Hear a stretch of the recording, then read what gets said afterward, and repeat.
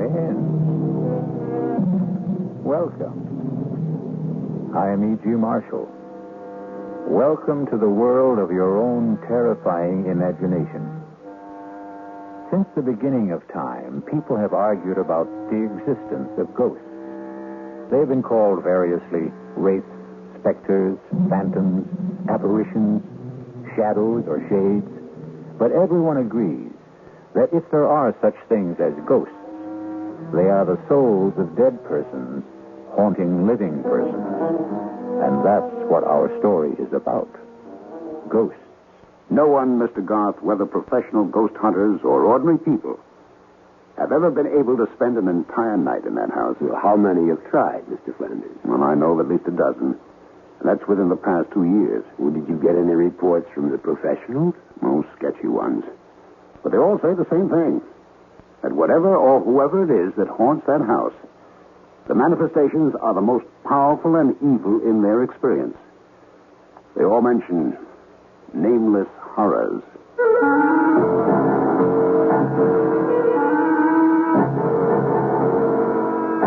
Our mystery drama, A Ghostly Game of Death, was written especially for the Mystery Theater by Murray Burnett and stars William Prince. It is sponsored in part by Anheuser-Busch Incorporated, brewers of Budweiser, and by the Kellogg Company, makers of Kellogg's Special K cereal. I'll be back shortly with Act One.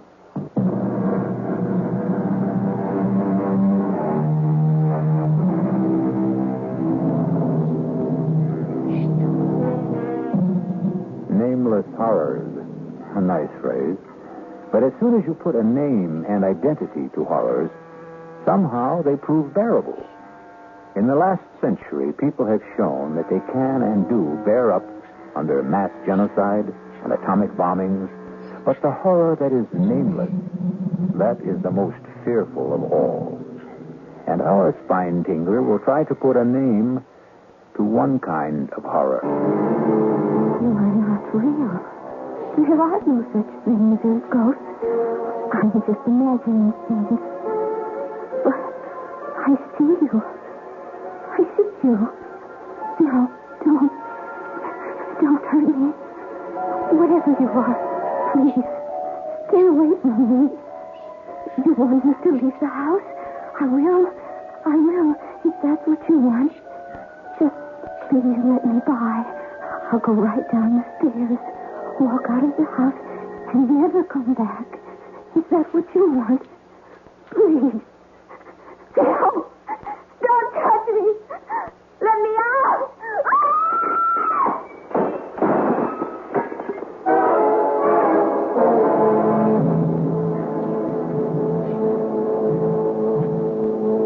Suicide. That's what all the papers say, Mr. Garth. But we know better. It's ghosts. That house is haunted. Mr. Flanders, my field of study is the supernatural. But I can't even begin to tell you whether I can help or not until you get control of yourself. I'm sorry, but this whole thing is just about putting our firm out of business. Well, the house, Mr. Flanders. Do you have anything on the history of the house? Yes. It was built in the early 1800s by a sea captain named Ephraim Hatch for himself and his bride, a young lady named Lucy Endicott. And they lived in it for some 4 years until the tragedy. Mm-hmm. You have the details? Well, Captain Hatch was supposedly a hellraiser in his youth, but also a great seafaring man. He was in whaling and, if the rumors are true, slave trading. At any rate, he amassed a fortune. He fell in love with this Endicott girl who was the town beauty, married her, settled down, and built this house. Mm-hmm. The tragedy. Well, the story goes, as nearly as we can piece it together, that the captain returned from one of his voyages earlier than expected and found his bride entertaining a lover. He killed them both. Horribly. And ever since, the house has been haunted and unlivable. We're building a condominium. This house is a key location, right in the middle of the property we own. We can't even get wreckers to tear it down. No one will go near the place. Well, you keep telling me that no one has lived in the house. What about this girl who just died there? Oh, that was a stupid idea of my partner's. Her name was Roberta Ginley, a television reporter. She wanted to make a name for herself, and my partner sold me on the idea that if she spent a night in the house and then went on television and told people about it, our problems would be solved. And now we're in a worse mess than before. That's why we came to you.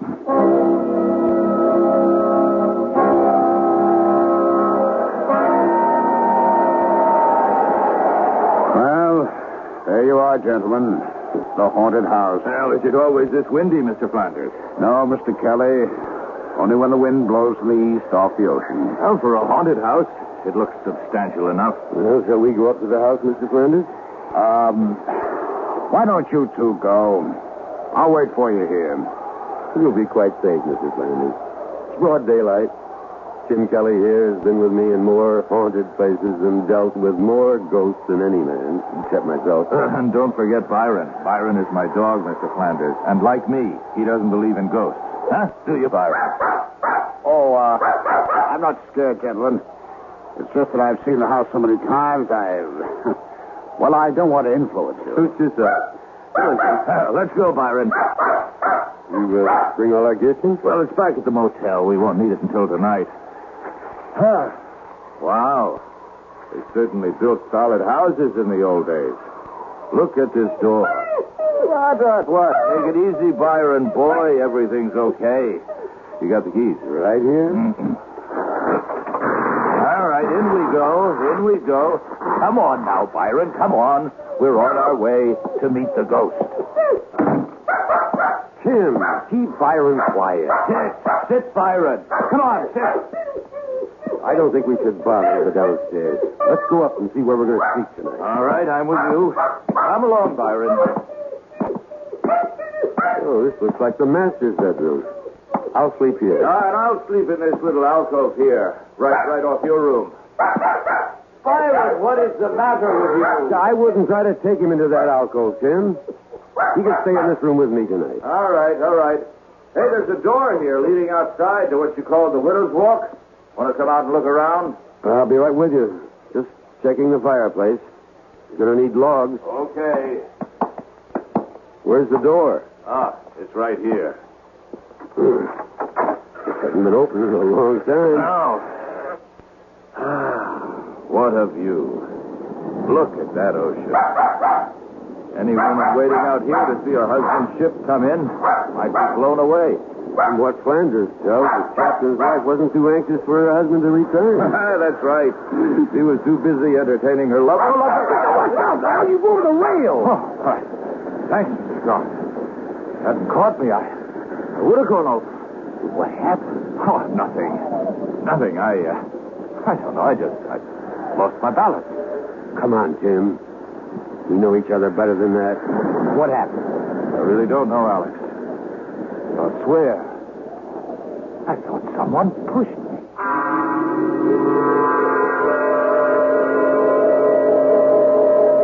Mr. Garth, I'm not at all sure I'm doing the right thing, and I'll understand if you don't want to go through with this. I'll pay all your expenses to date. You're concerned about my safety? Yes. A real estate deal is important, but not that important. Mr. Flanders, you have nothing on your conscience. Tim and I will spend tonight in the house, and by tomorrow, the ghost should be at rest. And you think there is a ghost? Well, of course. I just don't believe in its malevolence. Have you taken care of the wooden logs for the fireplaces? The men wouldn't go into the house, but you'll find plenty of firewood outside the door. Fine. Then I'll be on my way.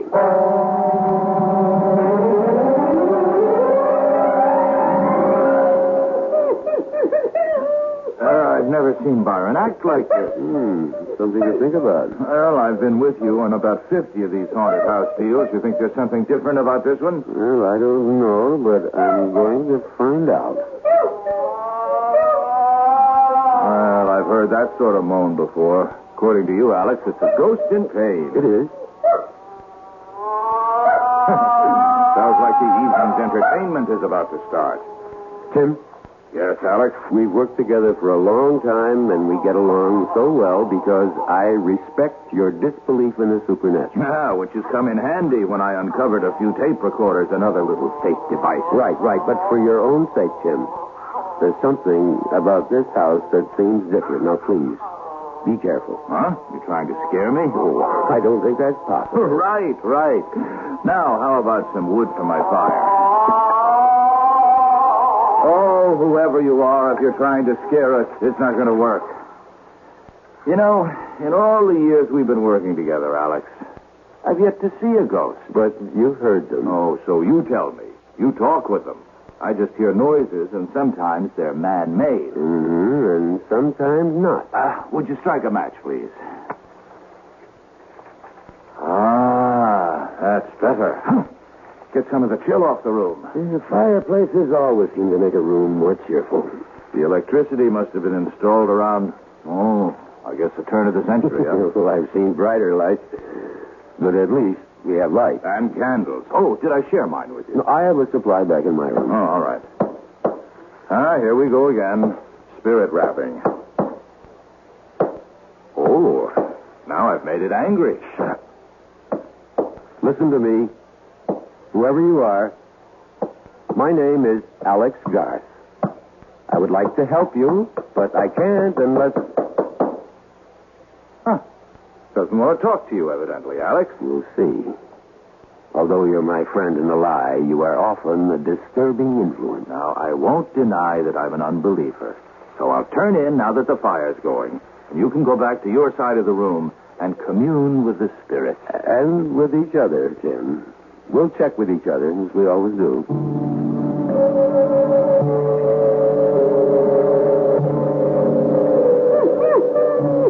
Oh, quiet, Byron. It's all right, boy. It's all right. Oh, trust me, Byron. You like your ears rubbed. Sleep with all that racket going on? Has Byron gone bananas? Well, I'm trying to quiet him. Easy, boy, easy. It's all over. Tim, is there any way we can get Byron out of here? He's beginning to froth at the mouth.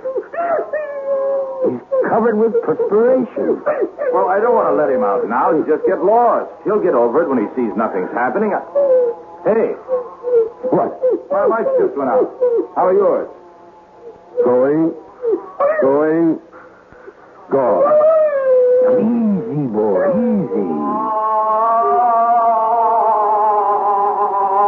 I know you're in trouble. Please, let me help you. If you'll show yourself, I could help you. I've helped others. Believe me. Is your name Lucy? Lucy Endicott? If you are Lucy, would you rap twice? Can you? Byron, come here. Come here right. Lucy, you're frightening a dumb animal. You're not frightening me. I'm sure you don't want to terrify a beast. He's never done you any harm. Byron, come here. Come out of that corner. Come to me. Good God. Come on. Alex, the fire's going out in here. So we go to the candles. You've plenty of matches, haven't you?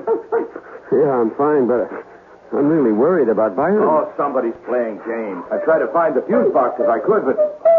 Hey. What is it, Jim?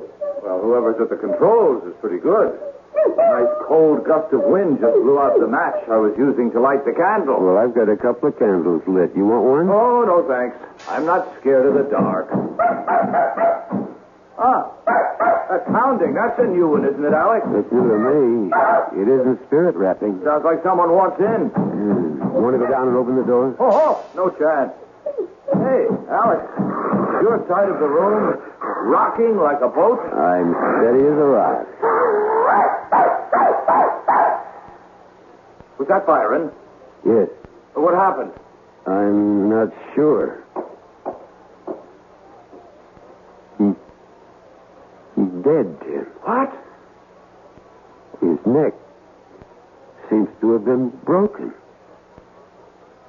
Tim, did you hear me? I said Byron is dead. Tim, are you all right? Tim, what is it? Run! For your life!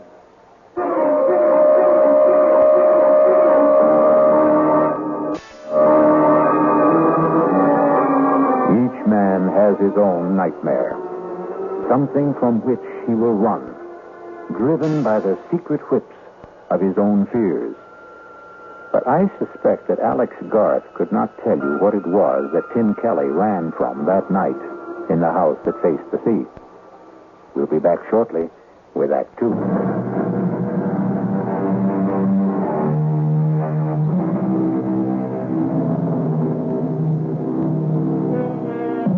Alex Garth, authority on the supernatural, has undertaken to spend a night in a house so demon-ridden that workmen have even refused to tear it down.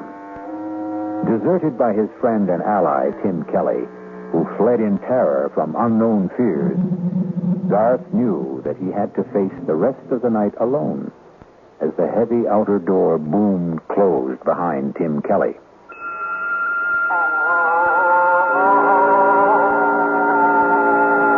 Will you show yourself now? I promise not to run away like my friend. You'll never find peace unless you let me help you. There can be no rest for you except through me. Do you think you're being punished for some sin you committed when you were alive? That isn't you. Is it, Lucy? Please, let me help you. I will not let you in, and I will not leave this house. Locking the room doesn't frighten me. I'm not afraid. Mr. Coggin! We split a tough, fellas. Keep her steady or I'll kill you! That letter I received in Trinidad tells me that my Lucy, my wife, is carrying on under the roof of the house that I built for her with young John Rogers. So, Mr. Coggin, we're going to drive for home and to hell with the storm. Nightmares. We've all experienced them. But I venture to say that none of us has experienced the horrible sights, shapes, and sounds that Alex Garth saw and heard in that dark room of the haunted house for the next hour. And when he still held hard to his sanity and what remained of his courage, the apparitions changed in character. Garth no longer knew what was real and what was fantasy. He later told me that he may even have fallen asleep, hard as that may be to believe. Alex? Alex Garth? Lucy? I am Lucy. Am I not there, Alex Garth? Yes, Even beautiful? very beautiful. Would you not like to touch me, Alex? Even if I wanted to, I could not. You think I am cold and repulsive. That is what you think. John, tell Alex how nice I am to touch. You are very nice to the touch, Lucy. Was John your lover? You do nothing but ask questions, Alex Garth. What should I do, Lucy? Make me feel once more the touch of a man you love. And Lucy, you're in torment. I can only give you peace. torment? Why should I be unhappy? I live here in my house and... Of course, we were naughty, John and I. We tried to frighten you. But that was only because I don't like strangers in my home. Apologize to Alex, John. This is a childish game you're playing, Lucy. But I adore games. I love games. Come, dance a minuet with me, Alex. Isn't the music lovely, Alex? I don't dance the minuet, Lucy. John, you dance with me. This was how John and I first met. Doesn't he dance beautifully, Alex? Very beautifully. Remember, John? Remember how you looked at me that night? Yes. And that old witch Hannah saw it and wrote the letter to your husband. Oh, not then, John. It was much later. Look at me that way again, John. Oh, you're no fun. No fun anymore at all, John. Alex, you come and dance with me. No, thank you. You are afraid, Alex. Yes, I am afraid. John, you heard. He is afraid. I said I was afraid, Lucy, but not terrified. Fiddlesticks. You play with words, Alex Garth. And you want me to play ghostly games with death, don't you, Lucy?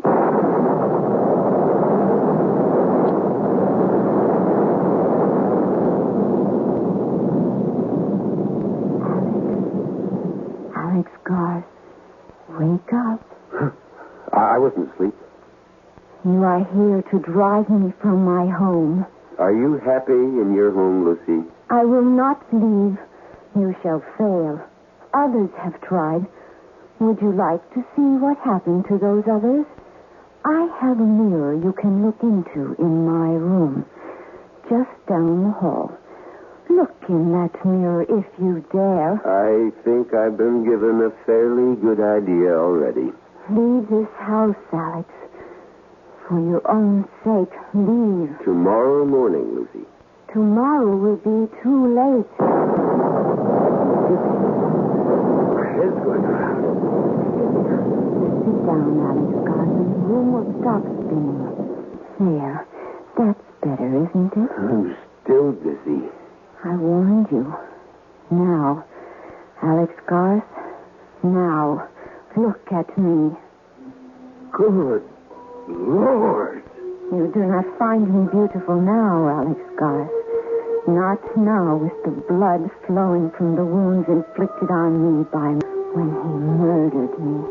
Not murdered, executed. You would not like to kiss me now, Alex Garth. Stay where you are. You need not worry about my blood staining your clothes. It will not even show. Stay away. Stay away. I warned you, Alex Garth. You think no one would wish to embrace me now, with the cuts and wounds and blood disfiguring me. Is that what you think? I'm not listening. Someone will wish to kiss me. Someone who loves me. I will kiss you, Lucy. I will embrace you. And I will embrace you, John, my love, even with the blood flowing from your poor I can't look.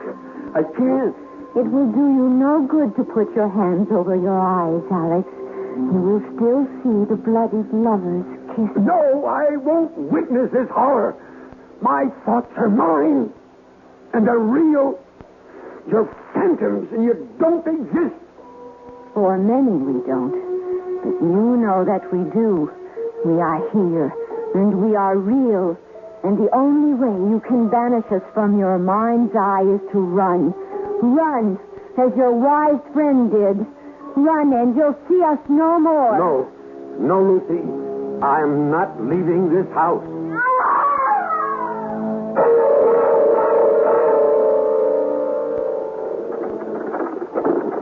This is the carriage bearing me to the burial ground, Alex. If you open your eyes, you can see into the coffin. The undertaker did a fine job. I looked almost as pretty as I did before I died. I was wearing the dress you see me in, Alex, and the only mourner following who wasn't afraid of my husband's wrath. The only person who didn't believe I was a wanton. Do you believe that? Yes. You do? Yes. Everyone feared Captain Hatch. And you, Lucy, most of all. You still fear him. No. Oh, why won't you go? Like you, Lucy, I am bound. How bound? By my knowledge, by my pride, by knowing if I leave now, I failed. You have stayed longer than anyone. Not long enough. You mustn't stay. What you have seen, it will be worse and dangerous for you. Even more dangerous. And you're afraid for me? Yes. Why? You really don't know. Of course not. But you've seen John. Have you not noticed that you are very alike? Well, I really hadn't looked that closely. Would you? No, I believe you. Then you must see how dangerous it is for you now. Then help me. I cannot. If you would trust me and tell me what the control is, I could help. You're very wise, Alex, but this is something beyond your wisdom. Try me. It's impossible. I am held here by forces stronger than yours. How do you know what my powers are? I told you, you are not the first who has been here, but you are the bravest, and your courage will destroy you.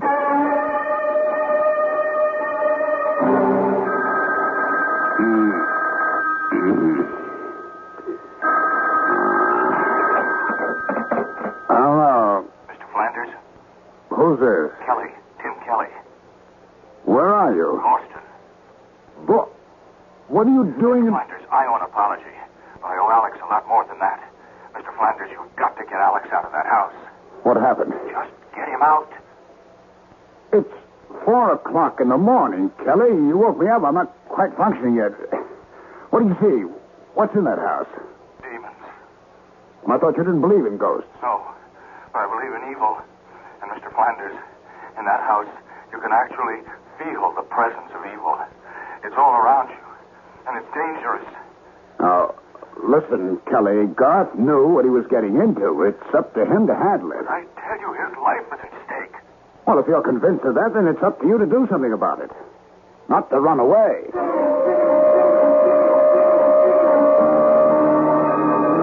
You speak to me of powers, Alex Garth, yet you are afraid to test them. What kind of test do you propose? The mirror. The mirror in my room. Let's go. Well, come along. I'm warning you, Alex Garth. Wait a second. Your death machine will not help you. Death machine. Oh, you mean the revolver. Call it what you like. It spits fire and noise and has been used stupidly by stupid people against us. Surely you know better, Alex Garth. No, it gives me something to hold on to. Come on. You could try to hold on to me. This is your room? You fear to go in? Well, I'm wondering what it is about this room that...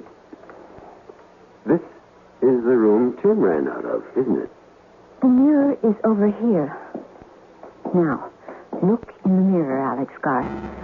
Look well. See, Alex Garth? Is that you, Lucy? It is I, Alex. She's a very young girl. And your schoolmates. Who are they? Schoolmates. Is John among them? Look. Look in the mirror. I can't make out the faces. Now you're grown. I can't. Oh! No! No!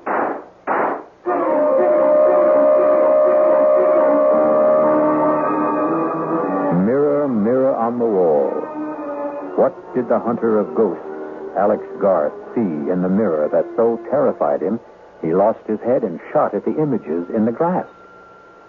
I'll be back shortly to tell you what Garth saw when I return with Act 3.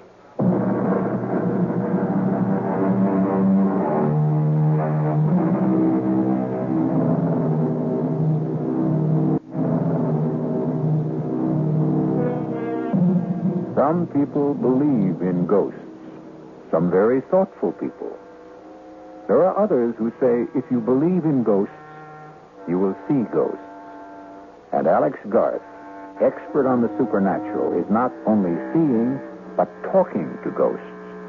As experienced and as cool a ghost hunter as Alex Garth has just committed the childish act of firing his revolver into a mirror, shattering the glass into a million pieces. and doing the same to his composure. Stupid. Stupid, stupid. Breaking the mirror isn't going to change anything, Alex Garth. The only thing you can do is leave. I'm not leaving, Lucy, until dawn. If you stay, your mind becomes a mirror. A mirror for all the things you don't want to look at. Well, if I have to look, I will. Then farewell, Alex Garth.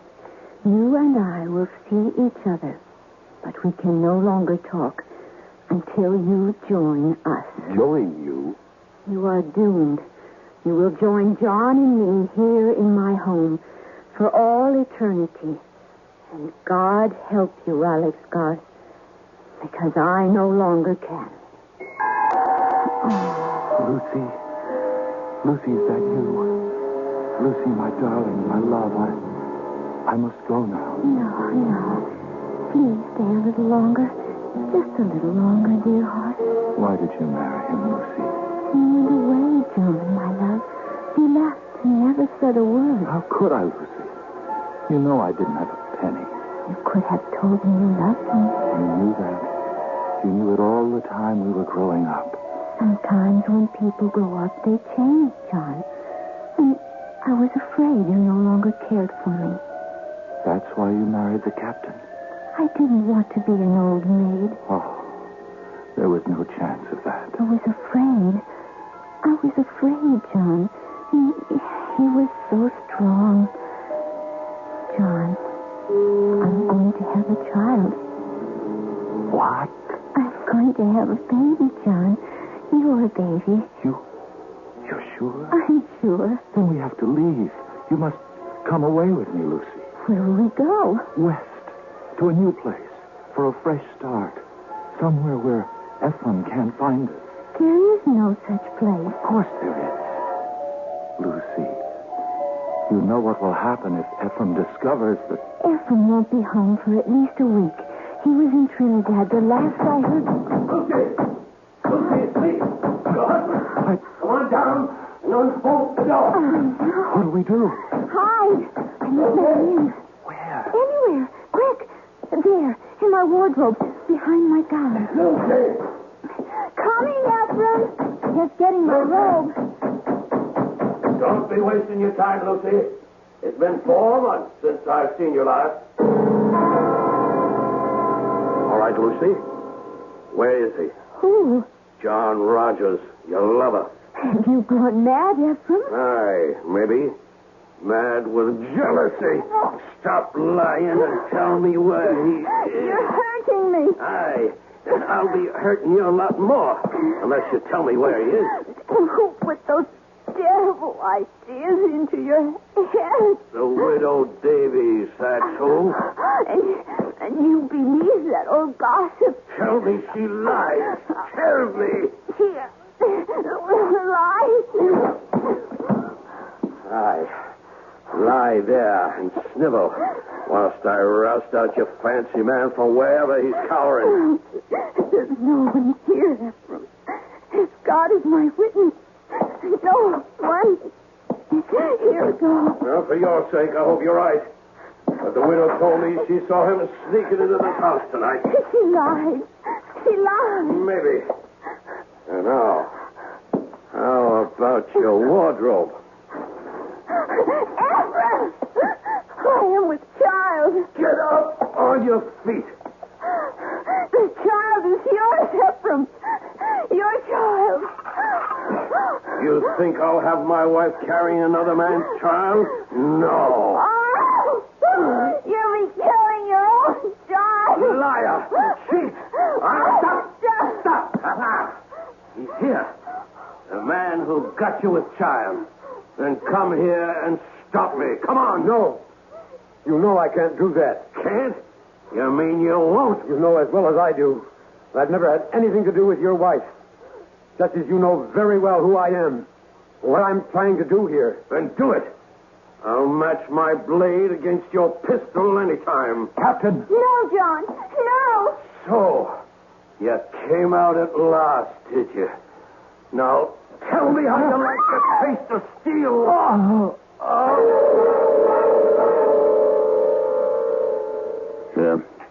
Have another drink, Garth. You look as if you need it. Flanders, there isn't enough liquor in the world to warm me. Not after what I saw at your house. Then it is haunted. By ghosts beyond anything in my experience.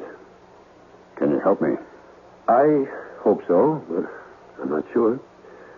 I managed to stay the night, and I barely managed to survive. There's one room in the house that seems to be the focal point of all the manifestations. That's the room I believe was occupied by Captain Hatch's young wife, Lucy. That's the room from which Tim ran last night. And that's the room in which I saw things no man should ever have to see. And you propose? To hire some workmen? Oh, that's impossible. I told you what happened when I had to work. I can understand why no workmen from around this area will go near the place. I intend to import a couple of men I've used before. Well, you could try it, but what would you want them to do? To dig into and around that room and see if we can find something that will account for the hauntings. We? Well, you and I will be with them. Correction. I hired you, Garth. You'll be with them. And report back to me.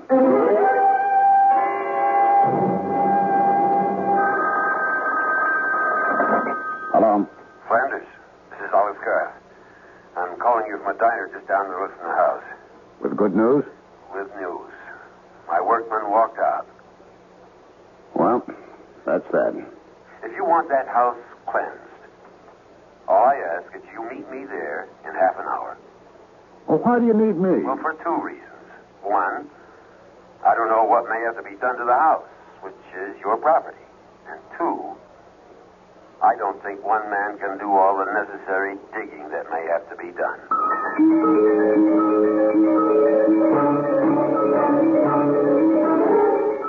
Oh, I see what you mean about this room. Yeah, we'll try not to think about this house or the stories about it. Just hand me that hammer. What do you want with a hammer? I'm going to test these walls, the floors. You think there's a secret passage or some nonsense like that? Well, I don't know what there is, but there must be something. You'll have to take my word for it that what goes on in this house isn't an ordinary lost or restless spirit seeking solace. It's something that's planned and controlled. How? That's what I hope to find out. Ah! Here. You found something? I think so. Listen. That sounds hollow. Yes. And the further down you go towards the floor, the hollower it sounds. Hand me that crowbar. Well, maybe we should let things be. Not if you want to rid the house of the ghosts. Well, what will we find? Lord knows. Here goes. I know. Wait. Can't you handle this without me? You scared? Well, I think I'd feel better if I stepped outside. Be over in a minute. I don't think I'm going to be able to stand this. Well, just think of something else. You get a thought, you hold on to it. Well, I can only think of the sea and the storm and the ship driving and a woman. Flanders, hold on to me. Hang on. And look. Look, there's nothing down there but a room. Look for yourself. God, why should I be so terrified? Why do I want to run? There are steps. Come on. No, you want me to go down? Come on, it's only an empty room. I'm not so sure it's empty. Come on. Steady now. What's that? It's a table. There's something on it. I know. Let's see. It's just a plain saucer. Yeah, the saucer's plain. But look what's in it. What is that stuff? Well, I'm not sure, but it looks to me like... or something like mercury. I bet there's mercury in it. We'll have to have it analyzed. What's that on top of it? A needle. Look at its spin. I see. But don't you see anything else? No. Well, look under the saucer. Looks like a slip of paper. It does indeed. Let's have a look at it, if I can get it out without disturbing the... There we are. There's writing on it. What does it say? As moves this needle, so moves my will. Accursed be this house and all who dwell therein. See to it that they find neither rest nor tranquility, but be doomed to eternal agony and torment beyond the ken of man and woman. To which I affix my seal and signature, Ephraim Hatch, master of the schooner Lucy. Do you mean to tell me that this piece of paper, that saucer of liquid and a needle... Look out! The saucer! Be careful! Oh. Quick, the ladder! Hurry, Flanders! The smoke! I can't breathe! The ladder! Quickly! I'm right behind you!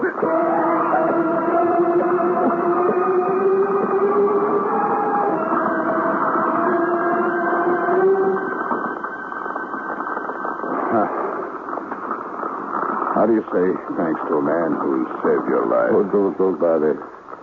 You wouldn't have been down there in the first place if I hadn't insisted.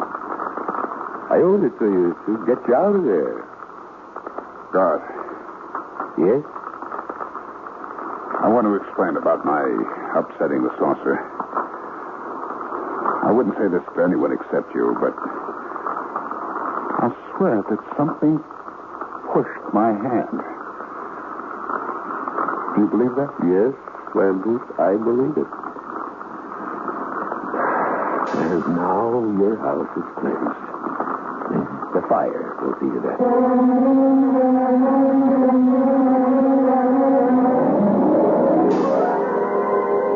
For those of you who are skeptical about the existence of such things as ghosts, I have a suggestion. Find a house reputed to be haunted and spend the night there. And then let me know about it. I'll be back shortly. Alex Garth is still an avid investigator of the supernatural. However, he has a curious reluctance to tell people about what he saw during the night he spent in that house on the New England coast. And he never admits that many times in the dead of night, he sees again the face of Lucy, her lover, and the terrible sword of Captain Ephraim Hatch. And he awakens with his mouth open in a soundless scream. Our cast included William Prince, Ralph Bell, Joan Tyson, William Redfield, and Gil Mack. The entire production was under the direction of Himan Brown. And now, a preview of our next tale. Are you saying the legend is true that Millie has offended the beast goddess and is being punished? I don't know what I'm saying. But look at her. She's flushed, breathing rapidly. She could burst through that sedative any minute. Kevin, I'm so hungry. Try to rest, darling. I'm going to speak with the hospital in Rio. I'll describe her symptoms. They'll arrange together then. My wrist. Doctor. It's burning. Look at her wrist. Look at her wrist. Something's on it.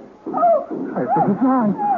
It's the shape of that bracelet. Kevin, it's your imagination. Is it? Look. Do you see that symbol? It's on every ornament worn by the goddess.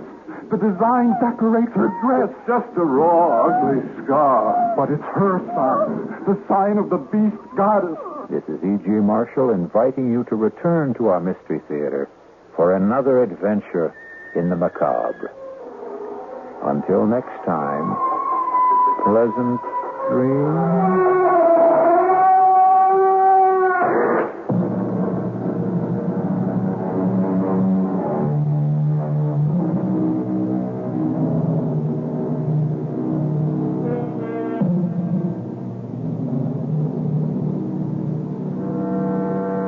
You're listening to WTAX Radio.